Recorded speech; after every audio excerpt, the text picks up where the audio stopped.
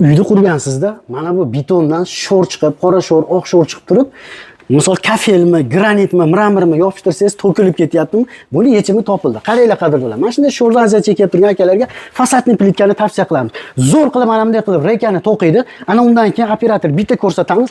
Mana bunday fasadni plitkalarimizni zo'r qilib mana qotirishib berar ekan. Endi sho'rdan aziyat chekib turgan akalar, nima deydi? So'kilingiz nurab tushmaydi, ancha yil xizmat qilib beradigandan bo'ladi.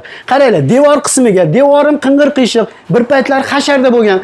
Uyni buzgim kelmayapti-yu, tashqi qismiga nima qilsam bo'lar ekan, chiroyli chiqadi deganlarga qadrdonlar qaranglar. O'sha notekis devorlarni ham yopib yuboradigan, sho'rni umuman o'tkazmaydigan bu fasadni plitka bo'ladi. Devor, notekis devorga atves tashiydi, rekani qotirib turib, rekadan keyin mana bu fasadni plitkani qilib berishar ekan. Bugun biz Farg'onaning Bag'dodidamiz. 1 kvadrat metrini samarezi, rekasi, fasadni plitkasi, ustaqi hamma yo'g'i ichida 190 ming so'mdan qilib beryapti ekan 1 kvadratini.